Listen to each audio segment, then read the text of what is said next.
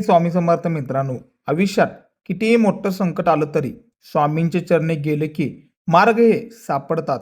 अनेक भक्त विचारतात की स्वामींचे 11 गुरुवारचे व्रत नेमकं कसं करावे.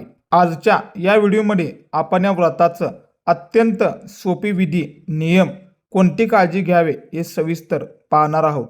हा व्हिडिओ शेवटपर्यंत पहा, कारण अर्धवट माहितीने व्रताची पूर्ण फळ मिळत नाही. आणि हो, सर्वात महत्त्वाचे, संकल्प कसे करायचं या व्हिडिओच्या शेवटीला दिलेला आहे. कृपया शेवटपर्यंत नक्कीच व्हिडिओ पाहावा.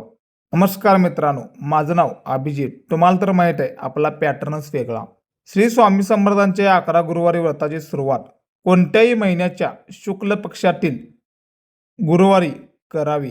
जर शक्य नसेल तर कोणत्याही गुरुवारी श्रद्धेने तुम्ही हे व्रत सुरू करू शकता. फक्त मनात पूर्ण विश्वास आणि स्वामींवर शुद्ध श्रद्धा असणे गरजेचे आहे. शक्य असल्यास गुरुपुष्यामृत योगावर सुरुवात केल्यास ते अधिक फलदायक ठरतं. आता आपण पाहूया सकाळी करावयाची तयारी. गुरुवारी सकाळी उठून स्नान करावं, स्वच्छ धुतलेले वस्त्र परिधान करावेत. त्यानंतर देवाघरात स्वामींच्या फोटोसमोर किंवा मूर्तीसमोर दिवा लावावा. आपल्या मनातील संकल्पना स्वामींना सांगावा. हे स्वामीराया, माझ्या या कार्यासाठी, संकटासाठी मी आजपासून तुमचे 11 गुरुवारचे व्रत सुरू करत आहे. ते निर्विघ्नपणे पूर्ण करून घ्या, असं म्हणून मनोभावे नमस्कार करावा. आता आपण पाहूया कलश स्थापना आणि मांडणी. एका पाटावर किंवा चौरंगावर पिवळे वस्त्र अंतरावे. त्यावर स्वामींचा फोटो ठेवावा. फोटो समोर विड्याच्या पानावर सुपारी ठेवून गणपती बाप्पाची स्थापना करावी. एका तांब्याच्या कलशात पाणी भरून त्यात सुपारी, नाणं आणि आंब्याचे पाने टाकून त्यावर नारळ ठेवावा. स्वामींच्या फोटोला चंदनाचा टिळा लावून पिवळी फुले अर्पण करावेत. आता आपण पाहूया या व्रताचे नियम. काय करावे, काय करू नये. मित्रांनो, हे व्रत करताना काही नियम पाळणं खूप गरजेचं आहे. या 11 गुरुवारी पूर्णपणे शाकाहारी आहार घ्यावा. कोणाबद्दलही वाईट बोलू नये किंवा कोणाचं मन दुखवू नये. दिवसा कधीही झोपू नये. आजारी असल्यास अपवादात्मक, जमल्यास गुरुवारी पिवळे वस्त्र परिधान करावे. या काळात मनामध्ये सतत श्री स्वामी समर्थ, श्री स्वामी समर्थ या मंत्राचा जप चालू ठेवावा. आता पाहूया नैवेद्य आणि उपवास. स्वामींना पिवळ्या रंगाचा नैवेद्य, उदाहरणार्थ पुरणपोळी, पिवळा भात किंवा पिवळी मिठाई खूप प्रिय आहे. उपवासाच्या बाबतीत बोलायचं तर अनेक भक्त दिवसभर उपवास करून रात्री एक वेळ भोजन करतात. पण जर तुम्हाला शक्य नसेल तर तुम्ही फलाहार करून किंवा दूध घेऊन हे व्रत करू शकतात. स्वामींना तुमची भूक नाही तर तुमची भक्ती महत्त्वाची वाटते. आता पुढे पाहूया वाचन आणि मंत्र जाप. या दिवशी श्री स्वामी चरित्र सारामृत या पोथीचे किमान 3 किंवा 5 अध्याय वाचावेत. वेळाअभावी शक्य नसल्यास किमान श्री स्वामी समर्थ या मंत्राचा 11 वेळा जपावा. स्वामींच्या आरती आणि तारक मंत्राचं पठण केल्याने घरातील नकारात्मक ऊर्जा नष्ट होते आणि मनाला प्रचंड सकारात्मकता मिळते. आता विशेष सेवा म्हणजेच खिचडी प्रसाद याकडे जाऊया आपण. अनेक भक्तांना 11 गुरुवारमध्ये व्रतामध्ये खिचडीचा प्रसाद वाटण्याचा संकल्प करतात. जर तुम्ही शक्य असेल तर गुरुवारी संध्याकाळी स्वामींना खिचडीचा नैवेद्य दाखवून तो प्रसाद गरीब किंवा गरजू लोकांना वाटावा. अन्नदान ही स्वामींना सर्वात प्रिय असलेली सेवा आहे. यामुळे व्रताचे पुण्य कितीतर पटीने वाढत जाते. आता आपण पाहूया विधी. 11 गुरुवारी व्रताचं उद्यापन करावं. या दिवशी स्वामींना गोड नैवेद्य दाखवावे. 5 सुवासिनींना किंवा 5 ब्रह्मचार्यांना किंवा गरजूंना भोजन द्यावे किंवा त्यांना शिदा किंवा अन्नदान हे दान करावे. स्वामींच्या मठात जाऊन श्रींचं दर्शन घ्यावा आणि माझे व्रत पूर्ण झाले, आता माझ्या पाठीशी सदैव राहा अशी प्रार्थना करावी. शेवटी एकच लक्षात ठेवा, विनायकजी म्हणजेच आपले बाप्पा जसे विघ्नहर्ता आहेत तसेच स्वामी तुमचे तारणहार आहेत. भिवू नकोस, मी तुझ्या पाठीशी आहे हा शब्द कधीच खोटा ठरत नाही.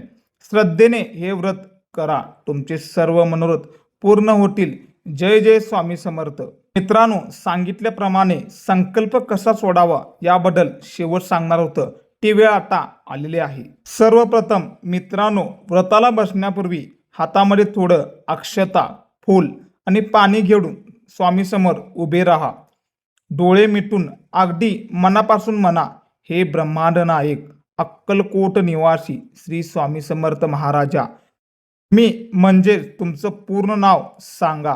आजच्या या पवित्र गुरुवारी तुमच्या 11 गुरुवारच्या व्रताचा संकल्प करत आहे.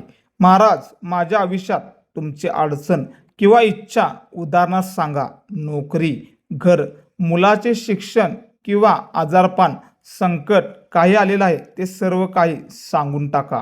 हे संकट दूर करून मला सुखाचे दिवस दाखवावा अशी तुमच्या चरणी आता प्रार्थना करत आहे. या 11 गुरुवारच्या काळात माझ्याकडून कोणतीही चूक झाली तर मला क्षमा करावी. हे व्रत पूर्ण करून घेण्याची शक्ती द्या मला. मी पूर्ण श्रद्धेने तुमची सेवा करेन. माझ्या पाठीशी सदैव राहा. असं म्हणून हातातील पाणी, अक्षता आणि फूल स्वामींच्या चरणापाशी अर्पण करावा. हा संकल्प केल्यावर तुमच्या मनातील सर्व भीती निघून जाईल. स्वामी स्वतः तुमच्या व्रताची जबाबदारी घेतील. लक्षात ठेवा, संकल्प हा रट्टा मारून नाही तर काळजातून आला पाहिजे, तरच तो स्वामींपर्यंत पोचतो. अजून एक शेवटचा प्रश्न आहे की खूप जण विचारतात की गुरुवारच्या प्रवासात कधीही अडचण, उदाहरणार्थ सुटक, वेटाळ किंवा आजारपण येऊ शकते. अशा वेळी गोंधळून न जाता काय करावे याचं शास्त्रशुद्ध नियम लोकांपर्यंत पोहोचवणे गरजेचं आहे. तर मी हे पण तुम्हाला सांगणार आहे. गुरुवारच्या व्रतामध्ये जर तुम्हाला मध्ये सुटूक आलं तर, किंवा वेटाळा आला तरी, किंवा तुम्ही खूप आजारी पडलात तर घाबरू नका. स्वामींना तुमची शरीराची अवस्था नाही तर तुमच्या मनाची शुद्धता महत्त्वाची वाटते. त्यामुळे अशा वेळी व्रत थांबवू नका. नियम असा आहे की ज्या गुरुवारी तुम्ही अडचणीत असाल त्या गुरुवारी तुम्ही मानसिक पूजा करावी. समजले नाही ना? म्हणजे देवाला स्पर्श न करता, पोटी न वाचता, मनातल्या मनात श्री स्वामी समर्थ यांच्या मंत्राचा जप चालू करा. तो गुरुवार तुमच्या 11 गुरुवाराच्या संख्येत मोजू नका. तो गुरुवार सोडून पुढच्या गुरुवारी तुम्ही पुन्हा सेवा सुरू करा. जर तुम्ही प्रवासात असाल तर तिथेही पूज्यमानी शक्य नसेल तर तिथे फक्त मानसिक संकल्प करून जप करावा. तो गुरुवार नंतर भरून काढावा. स्वामी दयाळू आहेत, ते तुमच्या परिस्थितीला समजून घेतात. तुमचे संकल्पव्रत 11 गुरुवार पूर्ण होणे हेच महत्त्वाचं आहे. मग त्यासाठी 12 किंवा 13 गुरुवार लागलं तरीही चालतात. अडचणीच्या काळात स्वामींना फक्त मनापासून हाक मारा, महाराज आज शरीराने सेवा शक्य नाही पण मनाने मी तुमच्या चरणाशी आहोत. लक्षात ठेवा, भक्तीमध्ये खंड पडू शकते पण भाव कधीच कमी होऊ देऊ नका. स्वामी समर्थ तुमच्या पाठीशी खंबीरपणे उभा राहतील. श्री स्वामी समर्थ. कमेंटमध्ये श्री स्वामी समर्थ लिहायला विसरू नका. पॅटर्न वेगळा या चॅनेलमध्ये आत्ताच सबस्क्राईब करून ठेवा. श्री स्वामी समर्थ.